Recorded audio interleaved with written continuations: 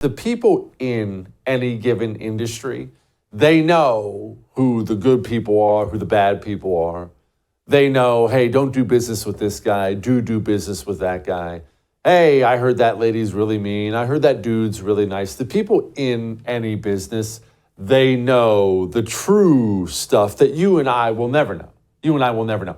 You, me, you know what we don't really know about? I mean, I guess maybe if you geek out on the rumor magazines, you do, but you and me, we don't really know about Hollywood.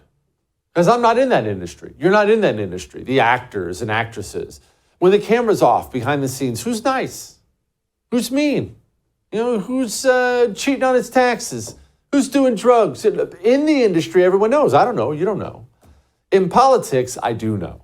Because this is what I do for a living now. Radio and this. Now that I used to be a normal person, now I do this.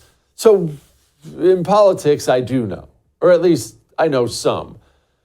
You know who the good guys are, who the bad guys are, who the criminals are. Generally, when you see something good happen to somebody in politics, generally when I see it, I'll go, oh, I'm not surprised. Or when I see something bad, I go, oh, I'm not surprised.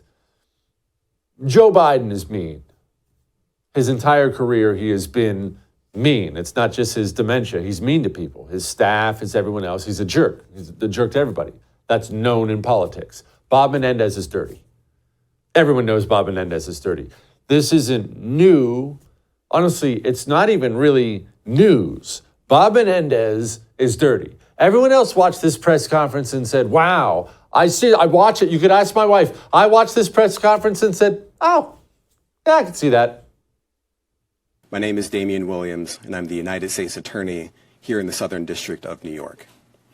Today I'm announcing that my office has obtained a 3-count indictment charging Senator Robert Menendez, his wife Nadine Menendez, and 3 New Jersey businessmen, Weil Hanna, Jose Uribe, and Fred Davies, for bribery offenses. Yeah. And then I dug into the story more, and it's just so Bob Menendez. They found suits in his house stuffed with envelopes. They had a bunch of envelopes in all the suit pockets, stuffed full of cash. And then they found gold bars. Gold bars, and his Google search history is how much is a gold bar worth? How much is a kilo gold bar worth? That's Bob Menendez.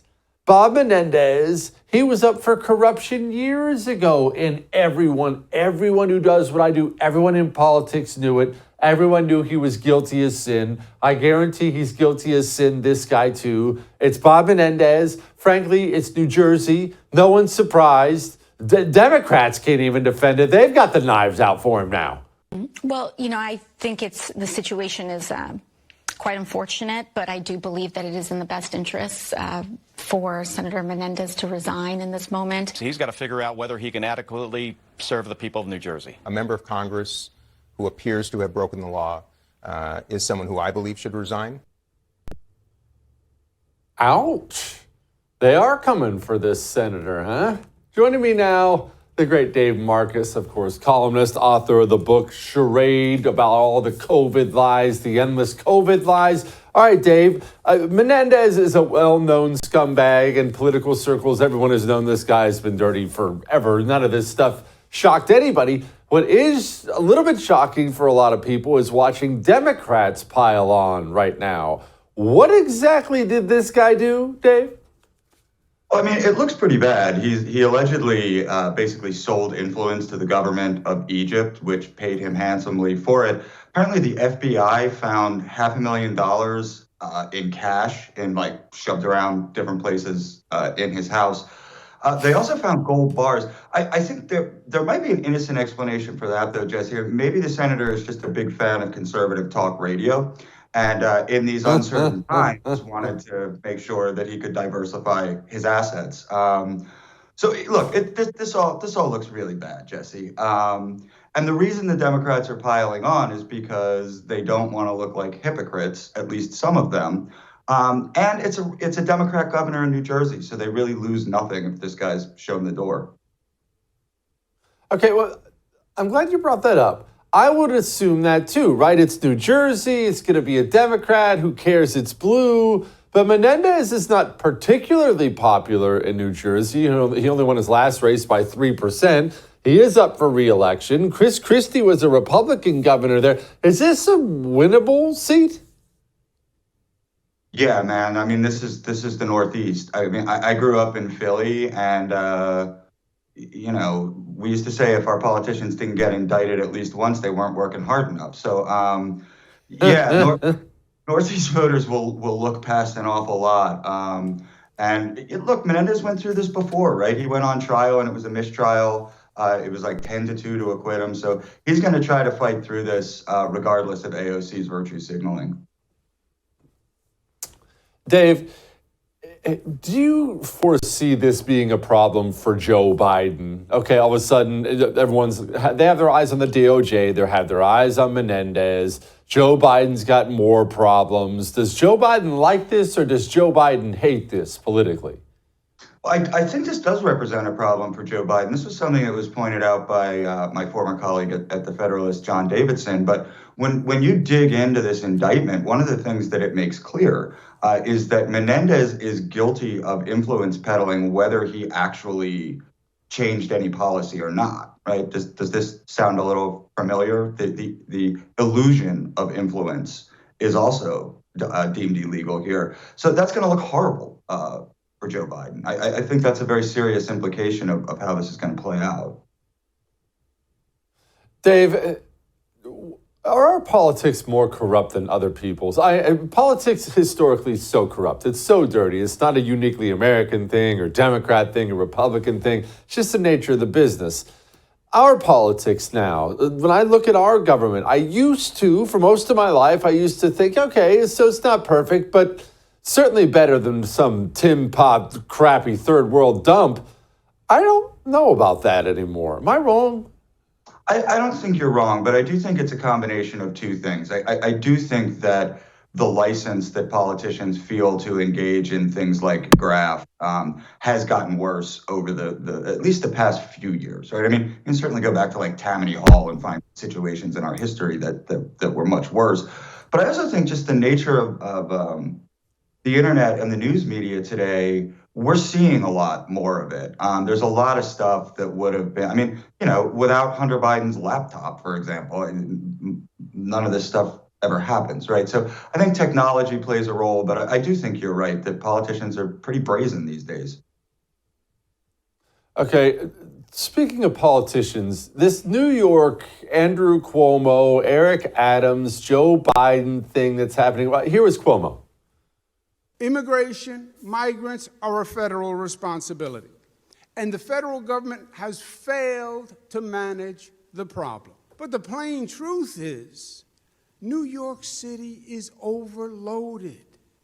We cannot take more than we have taken. And the plain truth is, New York City cannot pay the bill for this migrant problem. It makes no sense. It's madness. Mayor Adams is right. This is unsustainable and it is unjustifiable. And it's not a New York City problem. It is a federal and a state problem first. Dave, I think the New York City situation, I find it to be very interesting because Eric Adams is a Democrat, Joe Biden's a Democrat, Andrew Cuomo's a Democrat, and Eric Adams, now Andrew Cuomo, have been very, very vocal, very public about the failures of the federal government. That means failures of Joe Biden. This is causing a rift, and I don't understand it. Why doesn't Joe Biden just stroke him a big check? That's all they want, and walk away. I'm not sure that's all Andrew Cuomo wants. There are very few things in this world that I think I know for absolute certain. One of them is that Andrew Cuomo still believes he's going to be president of the United States one day. He was so close. I mean, going back to the COVID lies that crushed the nation, right? If you go back during COVID, there was a point in the summer of 2020 when people were really talking about replacing Joe Biden on the ticket with Cuomo. So I think in Adams's case, he's just flailing. He needs some answers, and I don't know that a check even solves his fundamental problem. In Cuomo's case, I think Cuomo wants to be president of the United States. Okay, how in the world can you go from being disgraced governor of New York, removed from that post, I need to point out, I need to remind everybody, to president of the United States? I mean, the way you do that, we were all a little surprised when he actually stepped down. Everybody, in New York thought that he would try to fight through it the way Menendez is.